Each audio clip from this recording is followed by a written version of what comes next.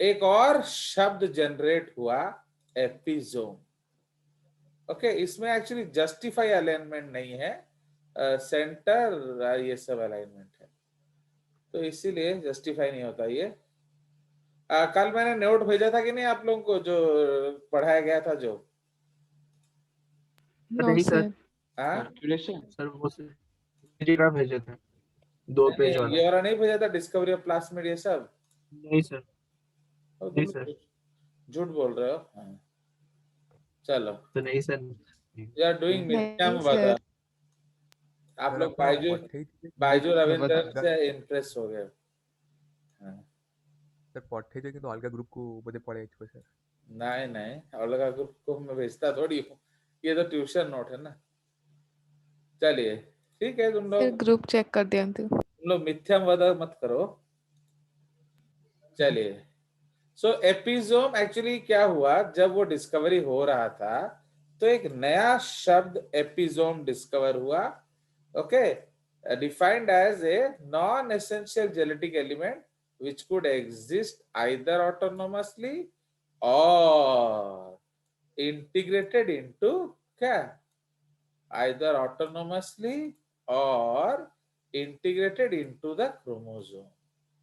तो एक्चुअली बाद में पता चला कि जो ऑटोनोमसली था वो प्लास्मिड है, जो इंटीग्रेटेड हो गया वो एपिजोम है। If you remember, we have already done this in genetics, तो जीन एक्सप्रेशन।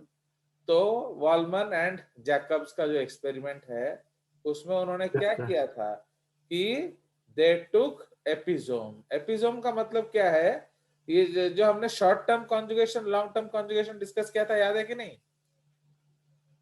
अगर शॉर्ट टर्म कंजुगेशन होता है उसमें क्या होगा, तो सी व्हाट हैपेंस, अगर कंजुगेशन हो रहा है, plasmid is independently conjugating and genome is independently conjugating, उनका एक्सचेंज इंडिपेंडेंट होता है। तो प्लास्मिड छोटा सा है, वो आराम से रेप्लिकेट कर जाता है, पूरा का पूरा प्लास्मिड चला जाता है, इसीलिए जो रिसिपिएंट को हम F प्लस कहते हैं। तो जो पहले F माइनस था अब वो भी F प्लस हो गया। But Eli Jacob and Wollman, Francois Wollman, okay okay, suppose I Francois Wollman, ठीक है जी। तो ये लोग क्या किए, इन्होंने कहा कि एपिजोम है ये। एपिजोम मतलब that plasmid is not free, it is integrated to the genome. समझ में? जब इंटीग्रेटेड टू द जीनोम होगा तो plasmid will be replicated last, ठीक है। तो अब जीनोम लंबा है एंड प्लास्मिड लास्ट रेप्लिकेट होगा। तो अगर शॉर्ट टर्म कंजुगेशन होता है तो क्या होगा, तो ये कभी भी एक्सचेंज नहीं हो पाएगा। नहीं हो पाएगा। So this train was called what, HFR, याद है? तो लाइक दैट, तो ये वो वाला कंसेप्ट है। Okay, and became widely adopted name for these elements. तो जिसको प्लास्मिड बोला गया वॉलमन एंड जैकब के बाद, उसको हम एपिजोम बोलना शुरू कर दिए।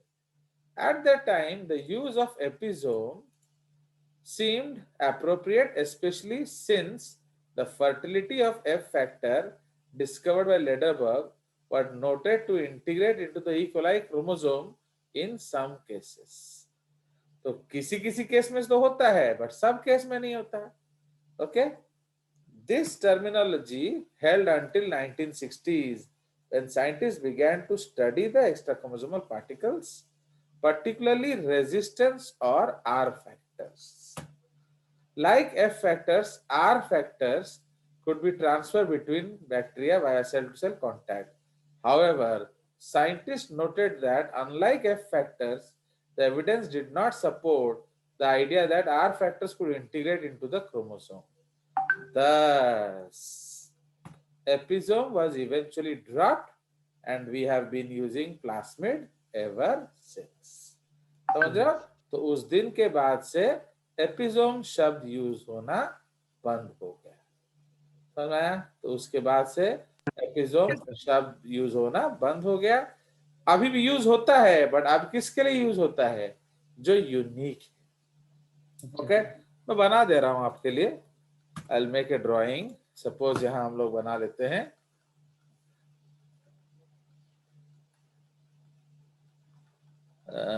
Now suppose this is a what?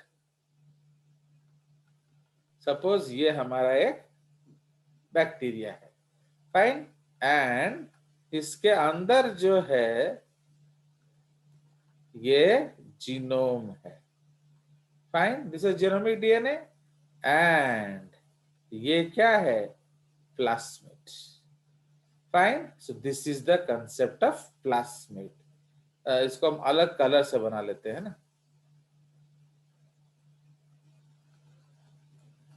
So suppose this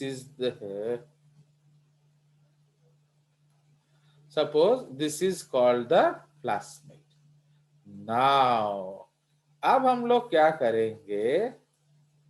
एक और ऑप्शन होता है हमारा, सो बार वो सिलेक्शन रहता नहीं है।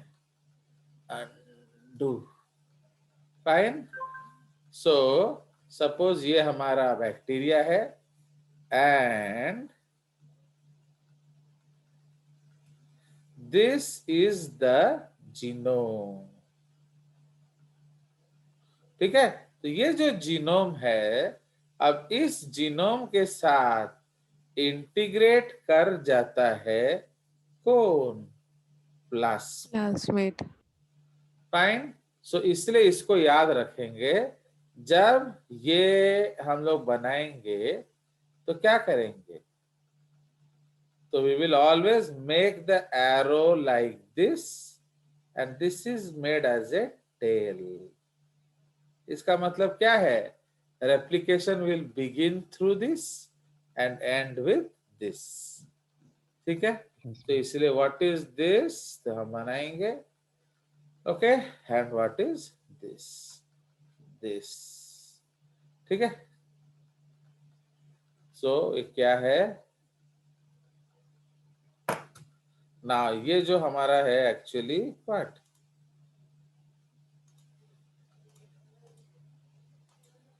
So this is your plasmid, है कि नहीं? ये जो है दिस इज क्या? Integrated plasmid with the genomic DNA, also known as क्या? Is also known as episome, Episome. ठीक है। तो इसको हम एपिसोम बोलते हैं।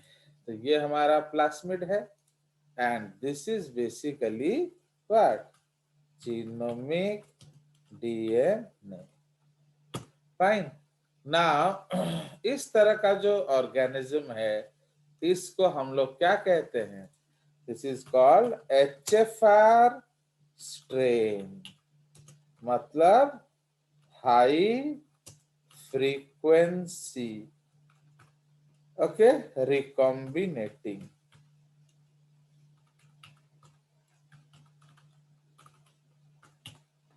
Okay, high frequency recombination strain या रिकॉम्बिनेटिंग स्ट्रेन आप इसको बोल सकते हो।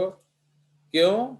क्योंकि ये बहुत ज्यादा रिकॉम्बिनेशन करता है, ओके। एंड इसको क्या कहेंगे हम लोग? So this is called F+ strain या मेल, ओके। तो इसको हम लोग मेल स्ट्रेन बोलेंगे। नाउ ये हम लोग ऑलरेडी डिस्कस किया था। एक नोट हमने डिस्कस किया था क्या?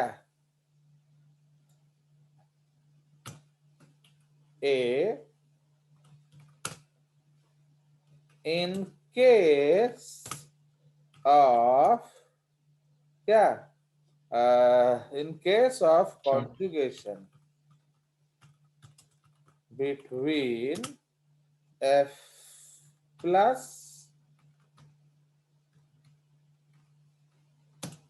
and F minus, okay, strains. So in case of conjugation between F plus strain and F minus strain, so the product is what? The product is always all F plus. या इसको ऐसे नहीं लिखना चाहिए, F plus and F plus. Okay, and इनको क्या बोला जाता है? X conjugates. They are not referred to as daughter cells. ठीक है, तो इसको हम लोग क्या कहते हैं? Short term conjugation. ओके, तो ये हमारा पहला केस है शॉर्ट टर्म कंजुगेशन वाला. ओके, तो ना ये जो शॉर्ट टर्म कंजुगेशन वाला स्ट्रेन है, इसमें हमने क्या देखा? दैट बेसिकली आपका क्या बन रहा है? Okay, you are forming all F plus. ठीक है, तो ये केस नंबर 1 है ना. ये अब केस नंबर बी, इसी को कॉपी पेस्ट कर दिया जाए. Okay, in case of conjugation between F, इसको अब हम लोग ले लेंगे HFR. सुनो, अगर आप पहला वाला केस देखोगे तो ये केस क्या सजेस्ट करता है? कि सारे मेल हो जा रहे हैं, है कि नहीं? All are becoming F plus. Then how nature gets the F minus forms? है कि नहीं? तो like that. तो उसके बाद हम C डिस्कस करेंगे. के बार चेंज होगा. ओके, तो इन केस ऑफ कॉन्जुगेशन, इस केस में long term, okay, long term conjugation जो कि रेयर होता है between same HFR and F minus. तो जब HFR एंड F माइनस में होगा तो क्या बनेगा? ये वही बनेगा HFR एंड F माइनस. समझ रहे हो? तो इस केस में उनको HFR एंड X माइनस ही मिलेगा. क्यों बोलो? क्योंकि जो रिकॉम्बिनेशन उनको मिला वो कुछ और होगा. सी व्हाट हैपेंस, अगर आपको याद है तो every minute one gene is replicated. ठीक है, तो सपोज आप 5 मिनट बाद कॉन्जुगेशन ट्यूब काटोगे तो 5 जीन्स जाएगा. 6 मिनट बाद काटोगे तो 6 मिनट जाएगा. 7 मिनट बाद काटोगे तो 7 मिनट जाएगा. समझ में आया कि नहीं? तो कब ये कटेगा conjugation tube? Accordingly the number of DN genes will be different. तो इसका मतलब क्या है? Every product will be different. So they are called new combinations. Okay, इसलिए इसको हाई फ्रीक्वेंसी रिकॉम्बिनेशन स्ट्रेन बोला जाता है. बट अगर हम इतना लॉन्ग टर्म करें कि पूरा एपिसोम रिप्लेस हो जाए तो क्या होगा? तो you will get F plus and F plus. Okay, मतलब क्या? HFR, ऐसे दोनों ही HFR है ना. तो HFR एंड HFR, फाइन, ये आपको मिलेगा. क्यों बोलो? क्योंकि वो दोनों भी क्या, उन दोनों में भी तो प्लास्मिड इंटीग्रेटेड होगा ना. प्लास्मिड अगर फ्री होगा तब आप उसको प्लास्मिड बोलेंगे. तो इससे जो इंटीग्रेटेड प्लास्मिड है उस केस में ये यूनिक केस देखा जाता है. ओके, कि वो बहुत ज्यादा वेरिएशन प्रोड्यूस कर सकता है. क्यों ये इतना ज्यादा वेरिएशन प्रोड्यूस कर सकता है? बिकॉज while replicating या conjugating आपका plasmid will be replicated last.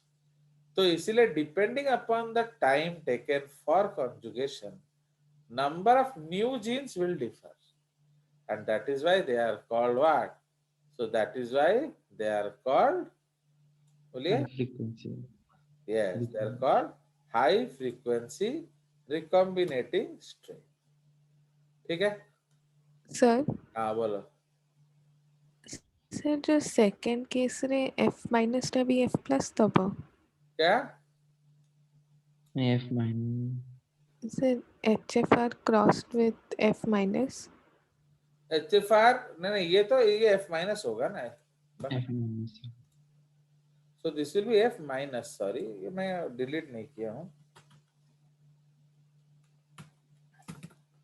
क्योंकि यही तो मेन क्रॉस है. इसी से तो डाउट हुआ ना लोगों को. तो डाउट होने का कारण क्या है? यही क्रॉस. ओके, तो this cross, yes sir. Because F plus F मिलेगा ही minus नहीं. का। F प्लस कब मिलेगा?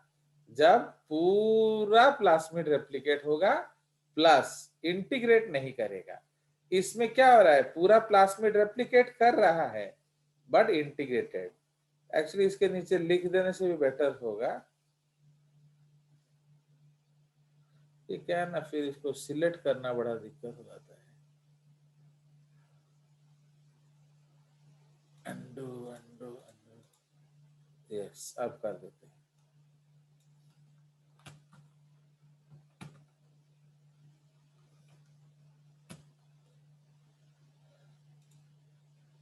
चलिए, तो समझ में आया. तो actually what happens, below this we can write one thing, माने why the product is HFR not F plus? Because plasmid replicated but integrated, है कि नहीं? तो ये केस में इस तरह से होता है. तो इसको हमने क्यों अलग से बोला हुआ है? क्योंकि इस केस में प्लास्मिड बन रहा है, मतलब रेप्लिकेट हो गया. Plasmid replicates completely but integrated. Okay, so इसीलिए इसको हम लोग HFR कहते हैं. कोई शक? ठीक है. Yes sir. Yes, sir. चलिए और बोलिए. तो सिर्फ में यही सब जिनस देखो ना, ये सब एक्चुअली पहले आता था तो बड़ा मजा भी आता था, आजकल नहीं आता है तो दुख भी लगता है. चलिए, तो दीज आर ब्यूटीफुल कंसेप्ट्स. तो इसलिए now you know what is the why इसका एपिसोम का डाउट आया था. ओके, कुड आइदर ऑटोनोमसली और इंटीग्रेटेड टू क्रोमोसोम. समझ रहे हो ना? बेसिकली ये जो ऑटोनोमसली वाला क्या है? प्लास्मिड. एंड जो इंटीग्रेटेड Plasmid. क्रोमोसोम है, उन्होंने एक जनरलाइज कर दिया. ठीक है कि नहीं? बट बाद में फिर उसको अलग किया गया. Now, although discovered in the early 1950s, it took until the 1970s for plasmid to gain prominence in the scientific community. Prior to this, उसके पहले क्या होता था? Bacteriophage यूज होता था, especially lambdaphages was the tool of choice for molecular biologists wanting to study bacterial genetics. इसलिए आप देखोगे कि हर्शन चेज में हमने बैक्टीरियोफेज यूज किया था, है कि नहीं? And so on. इवन आपका जो मेसेल्सन स्टॉल में बैक्टीरियोफेज यूज किया था. So like that. So this all क्या मेसेल्सन स्टॉल बोल रहा हूँ, Taylor and Woods. So this all changed. पहले ये तो this all changed thanks in part to collaboration initiated at a Hawaiian Delhi in 1972 using a Delhi napkin है for paper. A small group of scientists including Stanley Faucheux, Stanley Cohen, Herbert Boyer, Charles Brinton, है कि नहीं? इन सबका नाम हम highlight कर देने से होगा रेड में.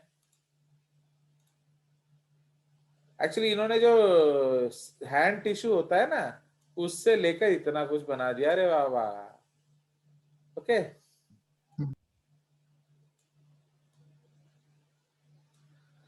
fine, including so this other Hawaiian Delhi and using a Delhi napkin.